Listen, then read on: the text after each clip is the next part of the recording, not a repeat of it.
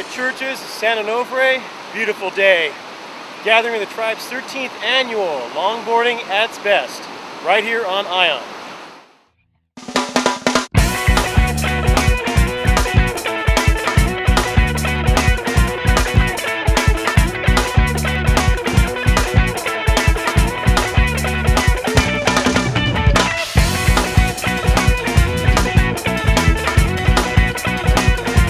Okay, we're here with Rocky McKinnon, who's got his signature all over the place here in stand-up.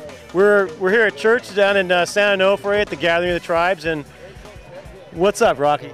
Oh, just having a great time. It's a great contest. It brings a lot of people together from all over the state of California and a lot of different age groups. So you get to see the young rippers, you know, what they bring to the table, and then you get to see some of the older guys of, you know, kind of what they do and how they've really kind of put the sport on the map for us.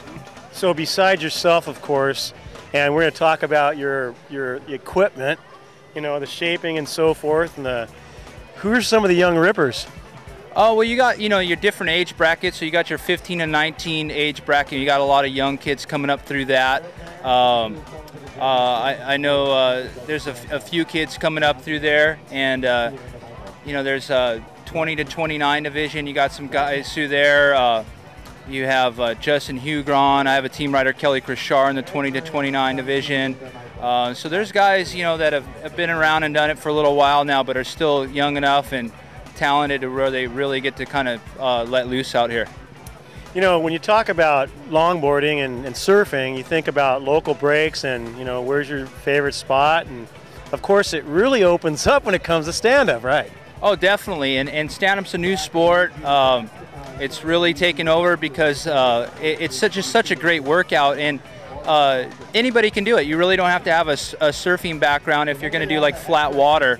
So stand-up's great. I mean, you can really get the full body, the legs, the core, the shoulders, back, and arms. So I mean, it's a great workout, and you know, I enjoy riding waves on it because it's a challenge. It's something different. It's a different way to approach the waves. So it's challenging for me out there when I'm surfing, or if I'm in the shaping room shaping them. We're going to touch on still on the waves a little bit. So, what's the largest wave? What's the biggest wave you've been on with your stand-up? Well, these things are great for small waves because obviously they're so big and have so much volume to them. They're great for small waves. But it's a challenge, you know. You like to see what you can do, and when the waves are bigger, I've been out in double overhead surf. It's can be a little much, but it's fun, and I have a great time doing it. So you know, just looking to kind of challenge myself, surfing and shaping, and having a good time. So tell us about you know, the audience about your inspiration as it comes to being in the business of stand-up and shaping boards and making the equipment that people are going to, you know, rely on for their sport. Well, I got involved because I was always good with my hands, and I wanted to start building boards because I felt like I could really make my own equipment that worked well for me. And luckily, a lot of people started to buy my boards, and that kind of formula has worked out really good for me so far.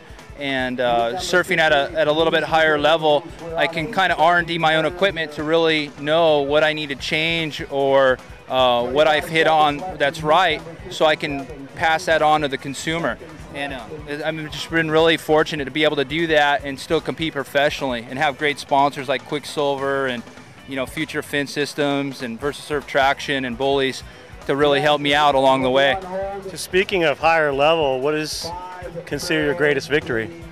I definitely think, you know, going through the amateur ranks and winning a couple Huntington Beach Surf Series titles in my hometown. They have a local surf series, and that really kind of gave me the confidence to start to pursue professional surfing and doing well. I finished the top 10 when we had the PSTA, which was a national contest tour, and I finished in the top 10 amongst some of the top professionals in the nation, and that was a great accomplishment. And you know, just moving forward things with the shaping and now stand-up paddleboarding, so I'm looking to do well with this sport now. So you talk about Huntington Beach, of course, also known as Surf City, USA, but where is your local break? Oh, the pier. I've put my time in at the pier, and I've I've really worked hard at building good relationships with the people there, with the lifeguards, with some of the elder guys that have surfed there for years, and some of the younger shortboard guys. I definitely like to be on a good page with everybody there, and I think at this point in my life I've accomplished that. And so, okay, Huntington Beach, awesome. Pier, awesome. What's your favorite destination?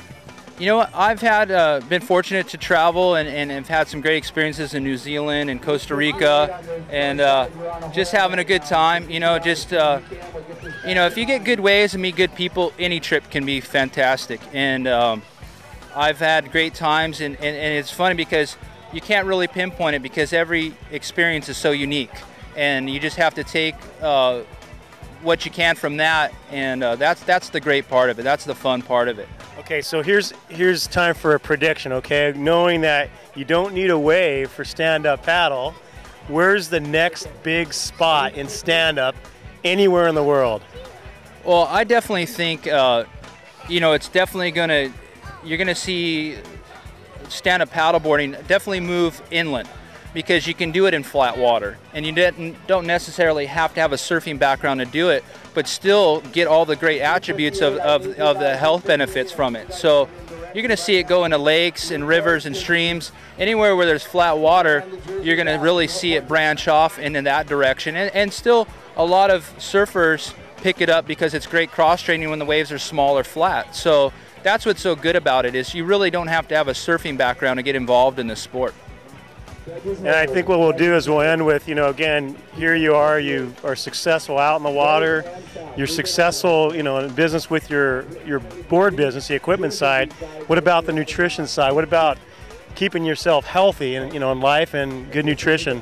Well, see, that's the key thing is you got to consider yourself an athlete. We're out here surfing, and then in this venue we're competing, so you really have to watch what you eat, watch your nutrition, because what you eat is your fuel and what you burn. So you really want to make sure you're eating well, and you're watching what you're eating in order to be the best competitor you can be out there. All right, it's been fun. Rocky McKinnon on Ion. This is Rocky McKinnon with McKinnon Shapes and Designs, and I'm victorious.